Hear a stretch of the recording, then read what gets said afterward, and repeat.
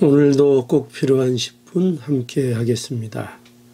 오늘은 시편 51편 4절에서 9절 말씀 함께 나누겠습니다.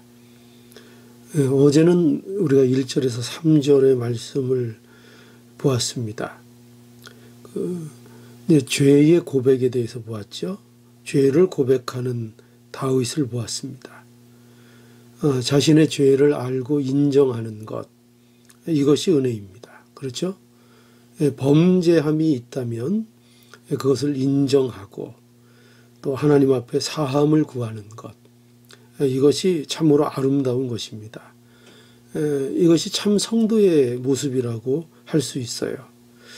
성도는 그 하나님의 은혜를 의지해서 죄를 고백하는 자들이 바로 성도라고 말할 수 있습니다.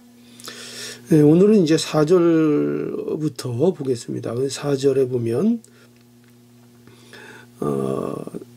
내가 주께만 범죄하여 주의 목전에서 악을 행하였사오니 주께서 말씀하실 때에 의로우시다 하고 판단하실 때에 순전하다 하시리이다.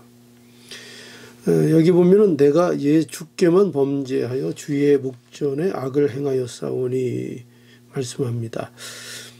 이 말씀은 마치 다윗이 사람들에게는 내가 죄를 범하지 않았다, 하나님께만 죄를 범했다, 이렇게 말하는 것처럼 느껴집니다.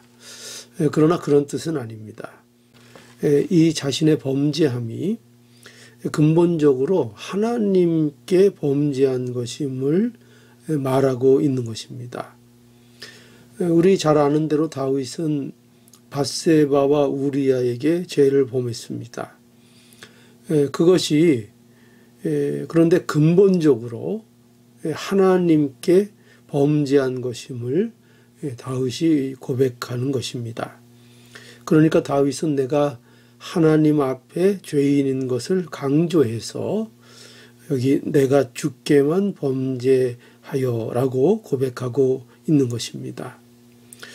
그리고 여기 다윗은 계속해서 뭐라고 하고 있는가 하면 계속해서 주께서 말씀하실 때에 의로우시다 하고 판단하실 때에 순전하시다 하리이다 라고 합니다.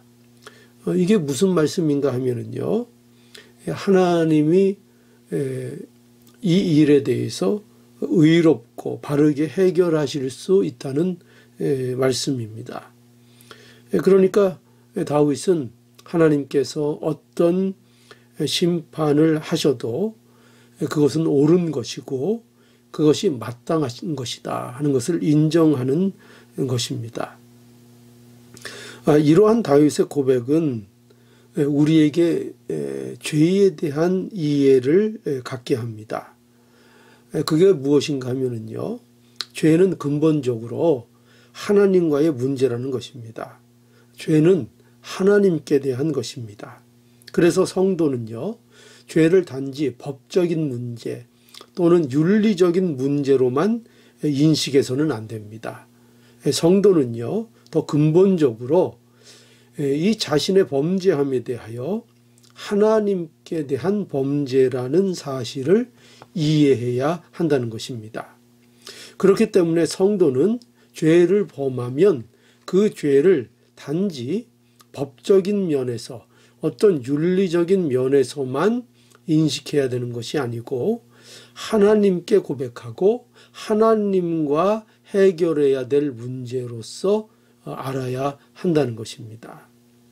우리가 반드시 이 문제를 알아야 합니다. 그래서 여기 5절에 보면 또 이렇게 말씀합니다. 5절에 볼까요? 내가 죄악 중에 출생하였으므로 이렇게 말하고 있죠. 5절에 보면 내가 죄악 중에 출생하였으며 라고 고백하고 있습니다. 다윗의 이 말은요, 자신의 죄인됨을 말하는 것입니다. 그러니 날 때부터 이미 죄인임을 말하고 있는 거죠. 또 다윗은 또 이 죄인됨에 대해서 계속해서 뭐라고 말씀하고 있는가? 여기 모친이 죄 중에 나를 잉태하였다. 이렇게도 말하고 있습니다. 이것은 다윗의 모친이 특별히 무슨 죄를 범하는 중에 다윗을 잉태했다 그런 뜻이 아니고요.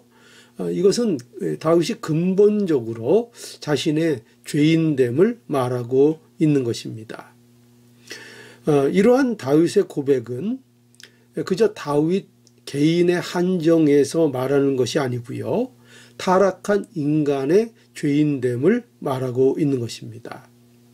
그러니 모든 인간은 하나님 앞에 죄인이라는 것이지요.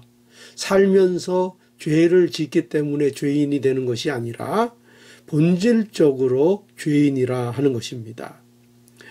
이것은 결코 인간이 죄를 질 수밖에 없는 핑계를 대는 것이 아니고요. 사실을 말하고 있는 것입니다. 진리를 말하고 있는 것입니다. 성경이 인간에 대해서 무엇을 증거하고 있는가? 바로 인간의 죄인됨을 말하고 있다는 것을 우리는 놓치지 않아야 합니다. 그래서 이 죄의 문제는 반드시 누가 해결할 수 있습니까? 하나님만이 해결할 수 있다는 것입니다. 이 죄의 문제는 인간이 착하게 산다고 해결되는 문제가 아니고 도덕적으로, 윤리적으로, 법적으로 해결할 수 있는 문제가 아니라는 것입니다. 오직 하나님의 은혜로만 해결할 수 있는 것입니다. 그래서 하나님께서 우리에게 누구를 주신 것입니까? 예수 그리스도를 내어 주신 것입니다. 십자가에서 예수 그리스도께서 못 박혀 죽으심으로 우리의 죄의 문제를 해결해 주신 것입니다. 그래서 다윗은 하나님께 은혜를 구하는 겁니다. 이 죄의 문제를 가지고 오직 하나님만이 이 죄의 문제를 해결할 수 있다는 것을 다윗은 알고 있는 것입니다. 그래서 6절부터 9절에 보면 이렇게 다윗이 간청하지요. 6절 중심의 진실함을 주께서 원하시오니 내 속의 지혜를 알게 하시리이다. 7절 우슬초로 나를 정결케 하소서 내가 정하리이다. 나를 씻기소서 내가 눈보다 희리이다. 8절 나로 즐겁고 기쁜 소리를 듣게 하사 주께서 꺾으신 뼈로 즐거워하소서. 9절 주의 얼굴을 내 죄에서 돌이키시고 내 모든 죄악을 도말하소서. 그러니까 이 모든 내용은 무슨 간청인지요? 하나님 앞에 은혜를 구하는 것입니다. 하나님께서 나의 죄를 도말해 달라 하는 이 간청을 하고 있는 것입니다. 여러분, 그러니 오늘 우리가 하나님 앞에 은혜를 구하기 바랍니다. 하나님께 범죄한 자라는 고백이 우리가 있어야 하는 겁니다. 우리는 하나님 앞에 죄인이라는 것을 고백할 줄 알아야 합니다. 본질적으로 우리가 죄인인 것을 알기를 바랍니다. 그래서 뭐가 필요하다고요? 십자가가 필요하다는 것을 알기를 원합니다. 하나님의 은혜 주심을 간절히 바라는 우리의 모습이 되기를 바랍니다. 오직 하나님의 은혜 밖에는 우리에게 해결 방법이 없다는 것을 알기 바랍니다. 오직 십자가가 아니면 우리 인간의 이 죄됨을 벗어날 수 없다는 것을 우리가 꼭 알기를 바랍니다. 그래서 오늘도 하나님의 긍휼하심을 구하는 복된 자들이 다 되어지기를 간절히 바랍니다. 기도하시겠습니다. 거룩하신 하나님, 오늘도 십자가 앞에 나아갑니다. 우리의 죄됨이 하나님의 은혜가 아니고는 결코 해결될 수 없는 죄인 것을 고백합니다. 우리가 사람에게 죄를 범하기 이전에 하나님 앞에 범죄한 자들임을 고백합니다. 우리의 죄가 하나님 앞에 죄인 것을 고백합니다. 결코 하나님 앞에 해결받지 않으면 안 되는 존재인 것을 고백합니다. 아버지 하나님, 그러하오니 오늘도 십자가 앞에서 하나님 앞에 나아가는 저희들이 되게 해주시고 이 모든 죄의 문제를 하나님의 은혜 앞에 고백하고 은혜 앞에 긍휼을 구하는 우리 모두가 되게 하여 주시옵소서.